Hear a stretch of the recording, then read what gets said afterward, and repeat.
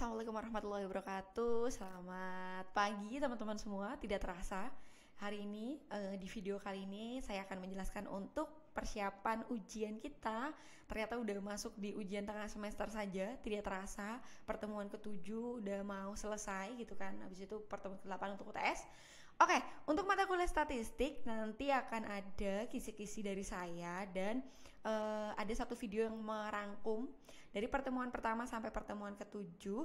Untuk tujuannya untuk apa? Yaitu untuk mempersingkat teman-teman buat belajar. Jadi teman-teman lebih enak untuk belajar dan persiapan ujiannya nanti. Karena nanti ujiannya untuk teman-teman yang kelas pagi dan kelas malam itu kan nanti ujiannya di kampus. Namun ada kelas manajer eksekutif itu mungkin nanti ada online gitu, ada waktunya juga tertentu. Kemudian nanti lembar jawaban diupload di Google Form. Jadi akan ada penyebaran link Google Form dalam mata kuliah kunci jawaban. Oke, untuk UTS kita nanti kita akan belajar kita udah belajar statistik deskriptif. Oh, di sini masih statistik deskriptif, ada analisis regresi linear berganda, kemudian ada uji determinasi R-square dan uji asumsi klasik. Untuk uji asumsi klasiknya diujikan tuh nanti untuk ujian tuh ada dua, untuk normalitas dan linearitas. Oke, untuk mempersingkat waktu, kita langsung buka saja SPS kita. Sudah saya buka juga nih SPS saya gitu kan. Nah, di sini di SPS saya yang udah ada datanya nih. Ini tuh data yang saya copy dari tabulasi dari Excel, yaitu yang mana Bu? Untuk profil responden ya, dari mulai jenis kelamin, domisili, usia, pendidikan, kemudian ada rata-rata penghasilan, pendidikan terakhir atau penghasilan. Di sini ada kriterianya, ada keterangannya juga, satu itu apa gitu kan. Nah, mari kita langsung namain di data kita. Di sini kita kasih nama untuk statistik deskriptif, udah kita copy, kemudian kita ke variabel view, kita kasih nama dulu. Di sini adalah jenis kelamin, jenis kelaminnya nggak usah ada spasi, jenis kelamin, kemudian ada usia pada domisili. Mari kita cek dulu sebentar. Oke, di sini ternyata ada domisili dulu, baru usia. Di sini ada domisili, kemudian ada usia, kemudian ada juga pendidikan terakhir, kemudian ada pendapatan. Kemudian jangan lupa kita kasih label. Jadi di label tuh di bagian values, kemudian satu adalah laki-laki, kemudian kita add, kemudian dua itu adalah perempuan, lalu kemudian kita add, kemudian kita klik OK. Terus kemudian yang di bawahnya tuh ada satu itu adalah Yogyakarta untuk domisilinya, Yogyakarta. Kita add, jangan lupa. Dua itu adalah Solo. Kemudian tiga itu apa? Mari kita cek. Tiga itu adalah, oh ternyata tiga itu Cirebon, empat itu Jakarta, tiga adalah Cirebon untuk domisilinya, empat itu Jakarta. Ini untuk menghitung profil responden penelitian kita ya teman-teman ya. Kemudian setelah itu 5 itu apa? 5 itu Bandung, 6 itu Surabaya. 5 itu adalah Bandung. Kita add 6 itu Surabaya. Oke, Surabaya. Jangan lupa ya di add Surabaya, kita add dulu. Yang ketujuh itu adalah lainnya. Misalkan dia dari Makassar, tapi dia masih boleh isi kuesioner kita, namun harus ada kriterianya, lainnya mana ini gitu kan. Kita klik OK. Kemudian untuk usianya tadi satu itu adalah usia satu tuh 17 tahun sampai 25 tahun. Kemudian ada yang kedua, dua itu adalah 26 tahun sampai 35 tahun. Kemudian ada yang ketiga itu adalah 36 sampai 45 tahun. Ya, untuk memastikan mari kita cek sebentar saja. Kita cek 26, 35. Oke, sudah benar. Kemudian kita klik OK. Kemudian untuk yang bagian pendidikan tuh tadi satu adalah SMA atau sederajat. Kemudian ada dua itu adalah D3, 2 itu adalah D3 ya teman-teman ya. Kemudian ada 3 itu adalah S1, kemudian 4 itu ada S2. Ternyata penelitian kita tuh banyak yang ngisi juga ada S2-nya juga gitu kan. Kemudian kita klik OK. Kemudian untuk yang pendapatan tuh 1 tuh kurang dari 1 juta, kurang dari RP 1 juta. Kemudian kita add, kemudian 2 itu ternyata RP-nya tuh lebih dari misalkan 1 juta. RP jangan lupa RP 1 juta, pendapatan 1 juta sampai 2 juta 2.100.000. Nah, kita klik OK. Kemudian yang ketiga itu ternyata RP dari 2.100.000 sampai 4 juta So kita cek dulu 4 juta. 4 juta. Kemudian yang ini cukup sampai 3 ya. 4-nya itu 4 juta sampai 5 juta. Oke. Kemudian ini adalah 4 juta. Kita klik OK. Kemudian 4-nya itu ternyata RP 4 juta 4 juta, bukan 100 ya, tapi cuman rupiah 1 doang. Ini sampai 5 juta. Nah, setelah udah selesai kita klik OK. Nah, ini udah selesai ya kita untuk melakukan analisis statistik deskriptif. Jangan lupa kita klik Analyze, kemudian kita klik yang Describe Analysis yang bagian frekuensi. Kemudian data ini kita masukkan ke bagian kolom sebelah. Kita masukkan kolom sebelah bagian statistiknya. Misalkan kita mau klik median, meannya gitu kan. Terus kita klik atau standard deviation-nya gitu kan. Ketika klik continue, kita klik OK. Nah, di sini itu udah langsung ketemu hasilnya ya teman-teman ya. Di sini ada hasil untuk statistik jenis kelamin, kemudian ada domisili. Ternyata jenis kelaminnya tuh perempuannya ada berapa? Ternyata ada 94 responden, ini 94. Kemudian ada laki-lakinya ada 29, perempuannya ada 65 dan sebagainya. Jadi ini adalah data untuk statistik deskriptif. Oke, sudah paham ya untuk statistik deskriptif. Nanti tinggal di copy aja hasil dari analisis ini, di copy di Word teman-teman, terus kita analisis.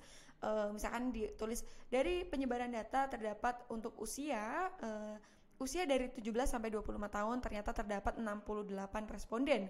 Kemudian ada 26 sampai 35 tahun ternyata terdapat 21 responden. Kemudian untuk usia 36 sampai 45 ternyata hanya ada 5 responden. Begitu, kita close dulu, kemudian kita lanjut untuk uji yang lainnya. Kita close sebentar.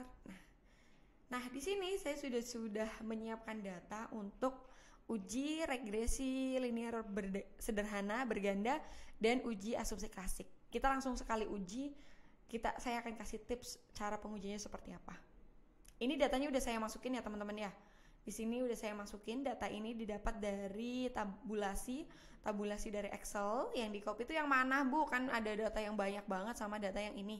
Yaitu data yang bagian jumlahnya saja. Ini data ini di copy semua, kemudian dipindah ke bagian SPSS. Di bagian data view kita copy di bagian sini. Nah, ini udah saya copy. Kemudian kita langsung uji aja. Teman-teman bisa langsung dikasih label juga, misalnya strategi harga, lokasi, estetik harga, estetik lokasi, estetik promosi, terus adalah Y-nya itu adalah pembelian ulang. Setelah data udah masuk semua di tabulasi Excel-nya, kita langsung klik Analyze, kemudian kita klik Regression, Linear, kemudian kita pindahkan data kita. Udah ada yang masuk nih ya ternyata. Udah kita balikin ulang deh biar tahu.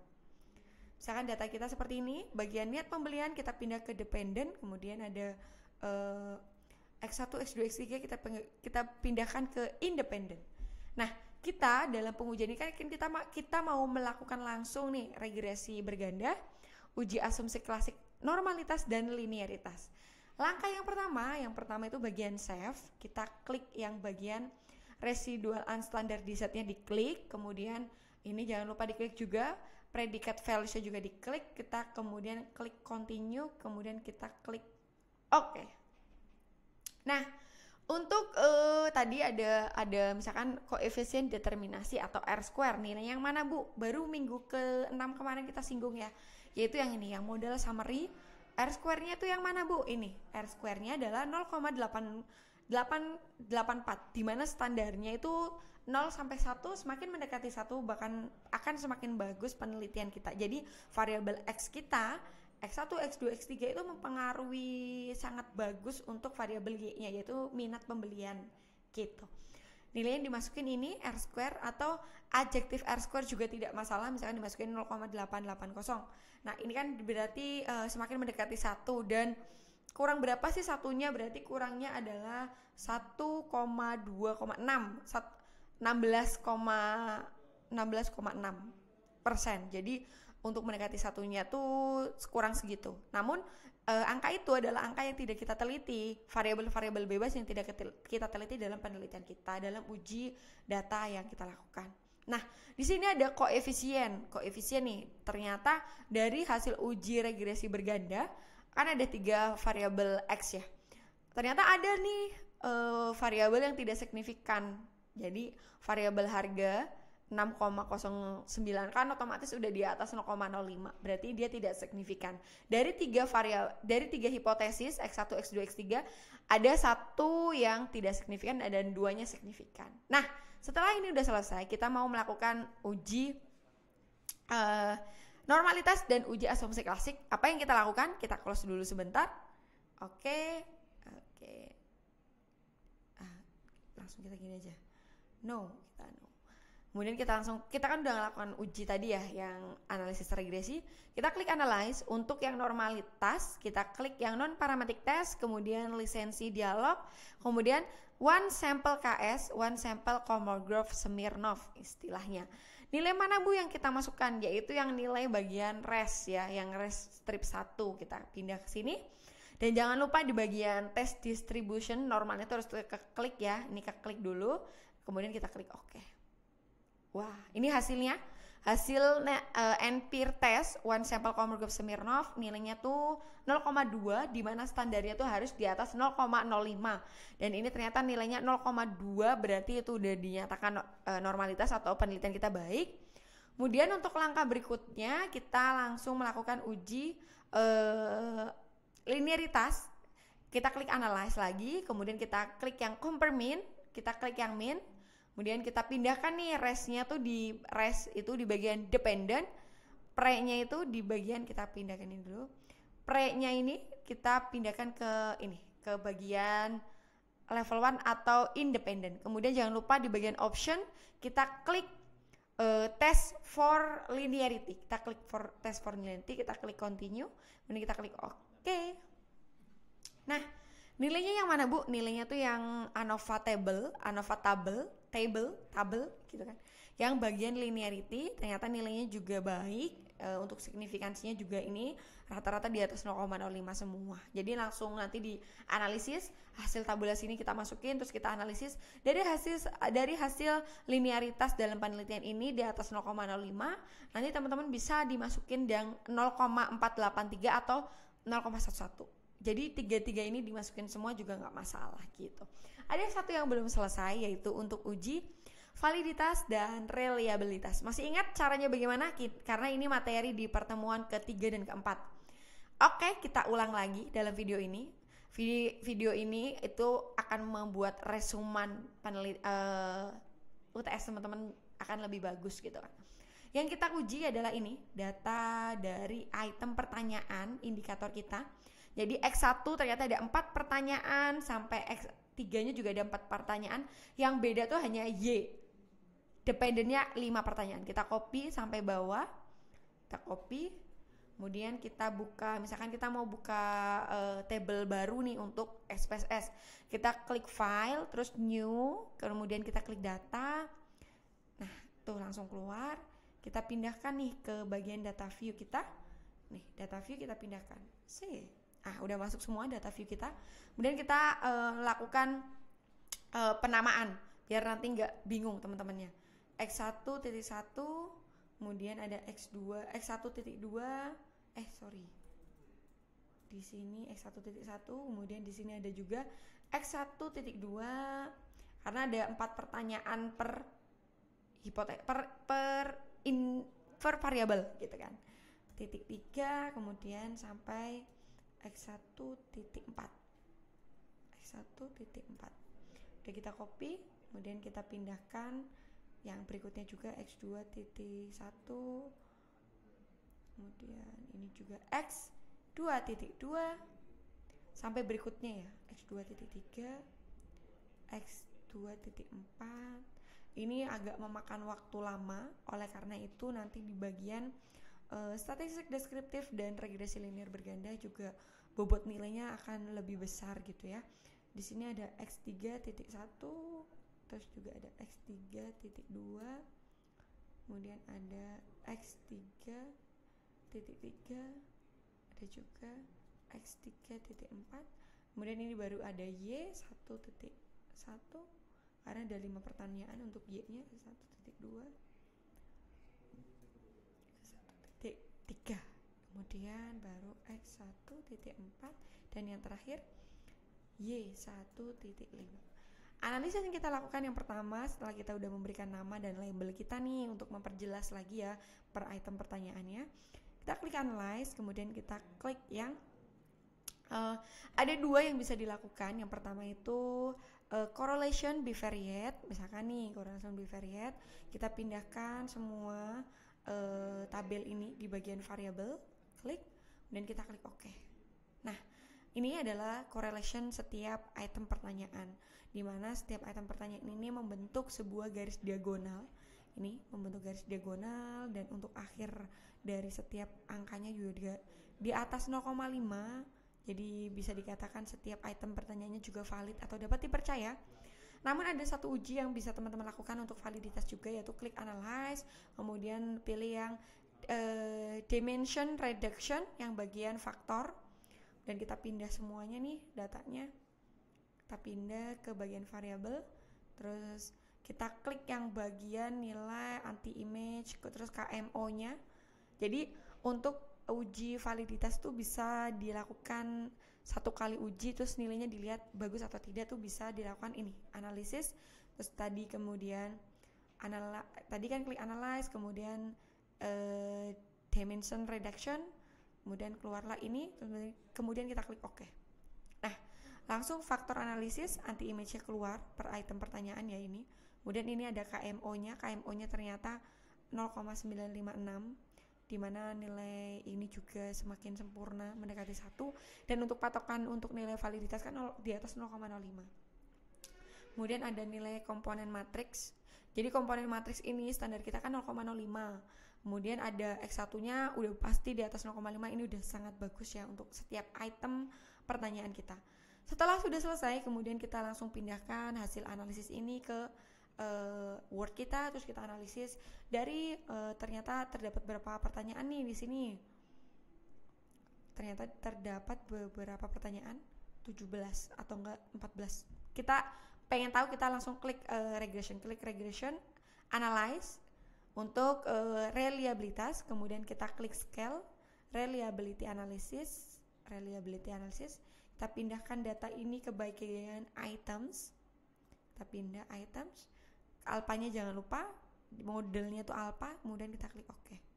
Ternyata ada 17 item pertanyaan, terus untuk corporate alpanya di atas 0,6, yaitu hasil kita 0,9, hasil kita itu adalah 0,978. Oke, ini untuk kisi-kisi ujian kita, semuanya udah terangkum dalam video ini, semoga membantu teman-teman besok ujian. Jangan lupa belajar dan praktek terus, dan besok pertemuan kita ke-7 kita langsung praktek untuk ujian juga biar lebih familiar teman-temannya, lebih paham lagi, dan sukses untuk ujiannya. Terima kasih. Wassalamualaikum warahmatullahi wabarakatuh.